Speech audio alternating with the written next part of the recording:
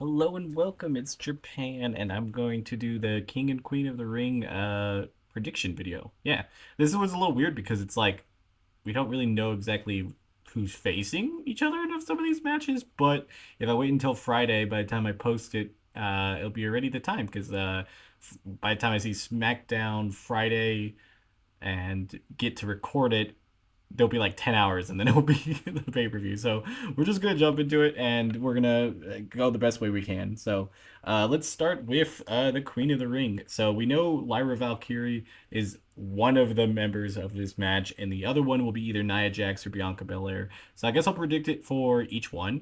So if Lyra faces Nia, I would say that Nia is going to win that one. I think that would be a really good showing for Lyra to get all the way to the finals, and she beats she beats everybody else on that other side. And then if it's Lyra versus Bianca, which Bianca's like having like a knee injury right now, I would still say it's going to be Bianca. So I think Lyra loses no matter what. I think the SmackDown person goes. I feel like there's a better chance that Lyra beats Nia over Bianca.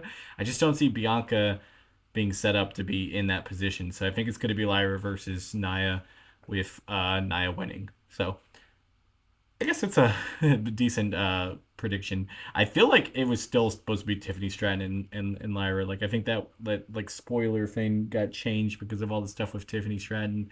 But yeah, that will probably be what I'm thinking on that one. So the King of the Ring, we know Gunther is going to be one side of this versus Randy Orton and Tama Tonga. So I feel like that it should be Randy who wins that matchup between him and Tama, but I feel like the Bloodline's going to deal with Randy. So I'm gonna go. It's going to be probably Gunther versus Tama Tonga, and if that's the case, I think Gunther wins.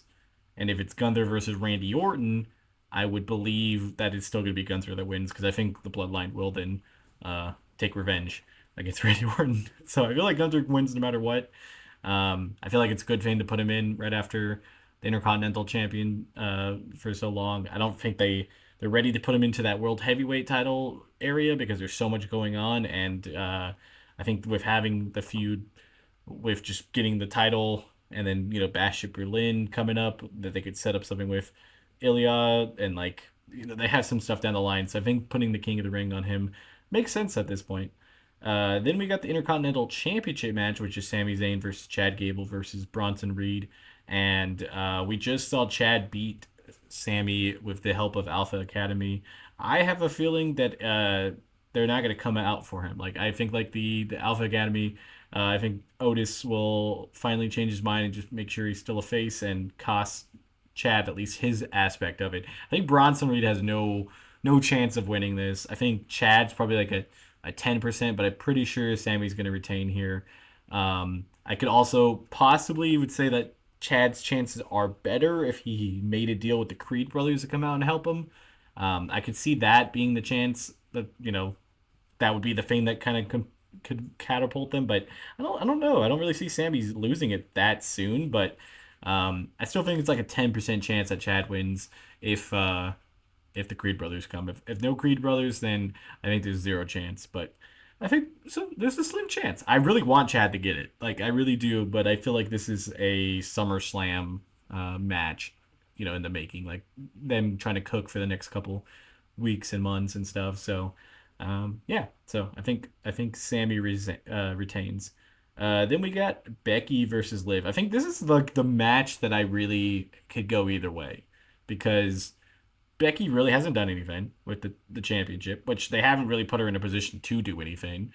Um, it'd be kind of odd that they've been building up so much with Liv for her to lose here, because then like getting a rematch would be pretty hard for her unless she like gets like the Money in the Bank or something, which has already been done before. So hopefully they don't go with that. So I'm thinking here, I guess this would be the hardest prediction. I think Liv wins. I think Liv wins the title.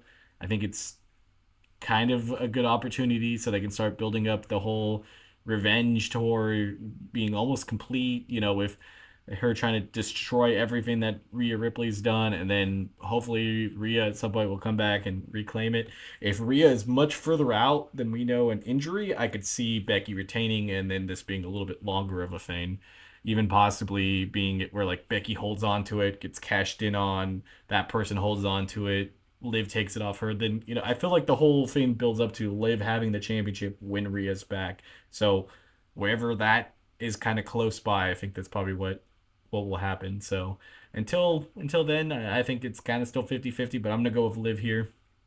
And then the final match, as far as we know, there's only going to be 5 matches, will be Cody Rhodes versus Logan Paul for the WWE Championship and not the U.S. title. I feel like it was going to be the U.S. title, and I think there was so much backlash with it that they decided to drop it, which is fair. I mean, it is kind of stupid for Cody to have both because then like you'd have to lose the US title in some weird way to get rid of it, but not make him look bad.